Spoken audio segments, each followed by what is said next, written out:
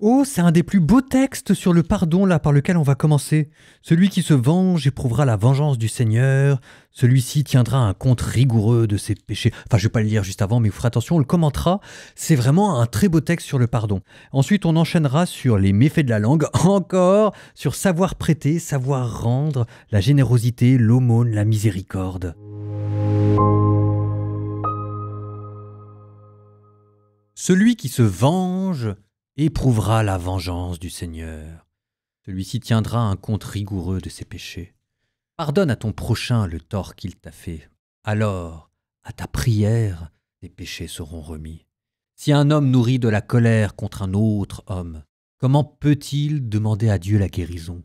S'il n'a pas de pitié pour un homme, son semblable, comment peut-il supplier pour ses péchés à lui? Lui qui est un pauvre mortel, il garde rancune? Qui donc lui pardonnera ses péchés? Pense à ton sort final et renonce à toute haine. Pense à ton déclin et à ta mort et demeure fidèle au commandement. Pense au commandement et ne garde pas de rancune envers le prochain. Pense à l'alliance du Très-Haut et sois indulgent pour qui ne sait pas. Reste à l'écart des querelles et tu pécheras moins, car un homme emporté attise les querelles. Le pécheur sème le trouble entre les amis et jette la division parmi ceux qui vivent en paix. Le feu brûle pour autant qu'on l'alimente. Une querelle s'échauffe pour autant qu'on s'entête. La fureur d'un homme est à la mesure de sa force. Il gonfle sa colère en proportion de sa richesse. Une dispute soudaine allume un feu. Une querelle subite fait couler le sang. Souffle sur une braise, elle s'enflamme. Crache dessus, elle s'éteint, l'un comme l'autre vient de ta bouche. Maudit soit le diffamateur et la langue fourbe. Ils ont perdu bien des gens qui vivaient en paix. Et la langue calomniatrice en a fait tomber beaucoup et les a chassés de nation en nation. Elle a détruit des villes fortes et renversé la maison des gens puissants. La langue calomniatrice a fait répudier des femmes courageuses, les privant du fruit de leurs travaux.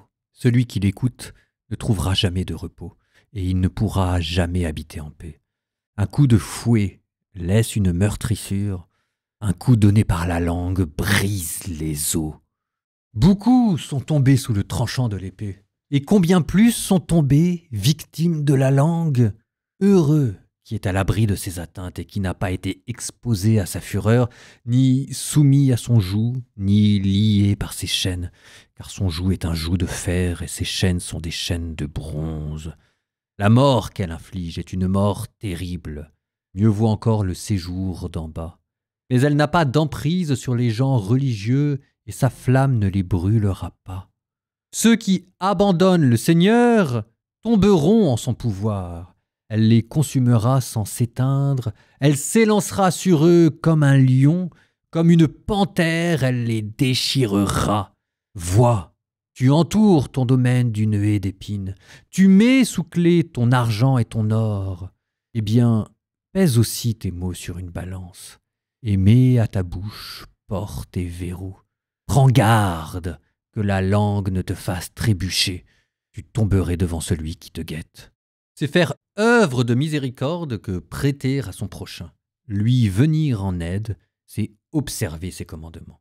Prête à ton prochain, s'il est dans le besoin, et restitue en temps voulu ce que tu as emprunté. Tiens ta parole, sois loyal envers ton prochain, et tu trouveras toujours le nécessaire. Beaucoup considèrent que ce qu'on leur prête, c'est comme s'ils l'avaient trouvé, et ils mettent en difficulté ceux qui les secourent. Tant qu'on n'a pas reçu, on couvre de baisers les mains du prochain et pour ses richesses, on lui parle humblement.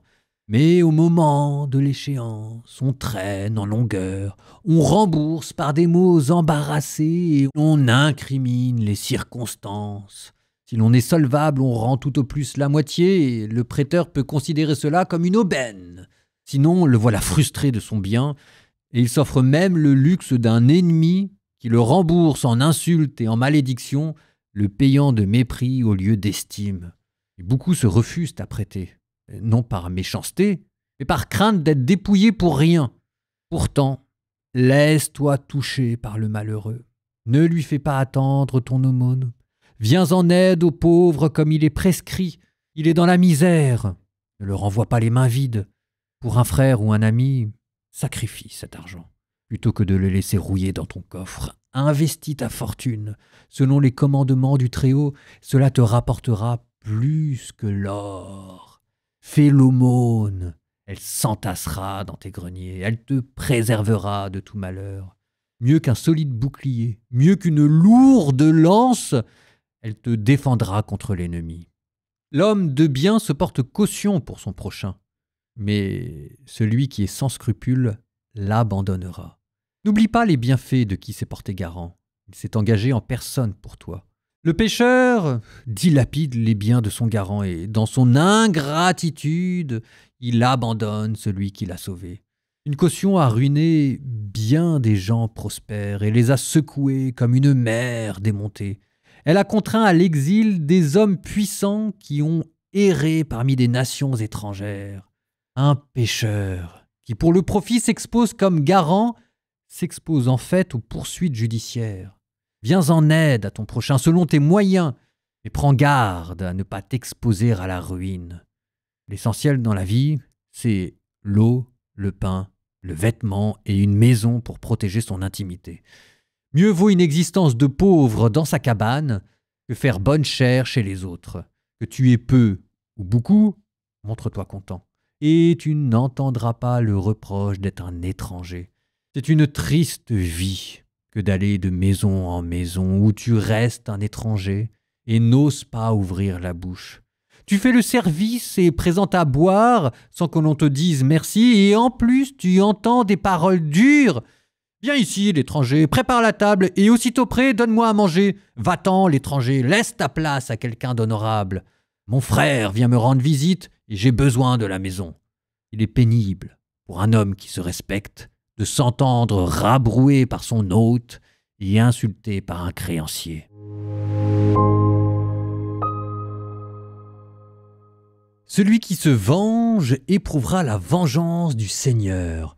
Alors ça va peut-être vous paraître bizarre, mais avant de vous parler de miséricorde, j'aimerais vous parler de la vengeance. C'est compliqué cette affaire. C'est compliqué parce que dans la vengeance, il y a quand même quelque chose qui est assez important. La vengeance, c'est le degré zéro de la justice. C'est quand même le premier degré. Donc, il faut renoncer à la vengeance peut-être, mais il faut savoir pourquoi on y renonce. Pour Aristote, la vengeance, c'est quelque chose qui peut être une vertu, parce que ça relève de la colère. La colère, c'est une réaction saine de la psychologie en face de l'injustice. Le boost d'adrénaline, c'est fait en fait pour vous donner l'énergie pour combattre le mal. Et la vengeance vise à s'opposer, peut-être de manière brutale, mais à s'opposer au fauteur de troubles pour qu'il répare le tort commis. Donc c'est une vertu qui relève de la justice corrective ici. Et ça c'est Aristote, hein. Mais Thomas d'Aquin vous dit exactement la même chose. La vengeance, si jamais ça permet de rétablir le bien, c'est quelque chose qui est bon. Sauf que, quand on parle de vengeance, généralement on parle d'autre chose. Et c'est là où en fait il faut renoncer à ça. C'est que généralement quand on parle de vengeance, c'est une manière de rendre la justice de manière privée. On se fait justice soi-même. Pour un chrétien, ça ne passe pas. Quand on dit qu'il faut renoncer à la vengeance parce que la vengeance appartient à Dieu, c'est parce que Dieu a institué sur terre des autorités dont précisément le but était de rendre la justice. C'est pas à nous de nous faire justice. Puis la deuxième chose à laquelle il faut renoncer dans la vengeance, c'est que le but de la vengeance dans Thomas d'Aquin, c'est de rétablir la justice et le bien. C'est pas de détruire la personne en face. Et nous, bien souvent, la vengeance, c'est pour faire souffrir la personne. C'est rendre le mal pour le mal. La souffrance que tu m'as fait connaître, je vais te la faire connaître. Donc c'est quelque chose qui vous avilit. Et ça va pas. Donc c'est pour ça qu'on nous demande de renoncer à la vengeance. Mais vous voyez, il faut savoir pourquoi on y renonce. Parce qu'il y a une manière de renoncer à la vengeance, en fait, qui veut simplement dire qu'on n'a pas d'honneur et de sentiment de justice. Il y a une autre manière de renoncer à la vengeance qui, au contraire, dénote une force d'âme. Donc, c'est pour ça que c'est intéressant d'en parler, quoi. Et par contre, non seulement parfois c'est pas facile de trouver la bonne posture quand on veut renoncer à la vengeance, mais là où il y a aussi un danger, c'est que de toute façon, la vengeance, c'est jamais bon de la cultiver. C'est pour ça aussi qu'il faut y renoncer. Parce que si vous renoncez pas à la vengeance, ce que ça va induire en vous, c'était la suite aussi de ce paragraphe, c'est la rancune. La rancune, c'est une fois que le tort est passé, cette colère qu'on n'arrive pas à calmer qui vient pourrir le fond de l'âme pour installer le quotidien dans la tristesse et l'amertume. Ouais, le contraire de la rancune, c'est la grandeur d'âme. La gloire du roi, dit le livre des Proverbes, c'est de passer sur les offenses. Alors, il y a plusieurs manières de passer sur les offenses et de s'exercer à la grandeur d'âme. Il y a en essayant de comprendre ce qui s'est passé, parce que souvent les autres agissent par ignorance ou par faiblesse. On peut aussi relativiser, parce que parfois, quand il s'agit simplement d'avaler des couleuvres, on n'en mourra pas. Et puis parfois, il n'y a rien à comprendre parce que c'était simplement de la méchanceté, et puis il n'y a rien à relativiser parce que c'était grave. Et dans ce cas-là, cette grandeur d'âme s'exerce par le pardon. Et le pardon, c'est une grandeur d'âme parce que quand vous pardonnez, vous vous placez au-dessus de la personne. Vous lui dites qu'elle ne vous a pas atteint dans sa dignité, mais que c'est vous, au contraire, qui maintenant, par le tort que vous avez subi, c'est vous qui avez le pouvoir de lui rendre à elle, l'agresseur, sa dignité. C'est aussi ce qui vous place au sommet de la justice.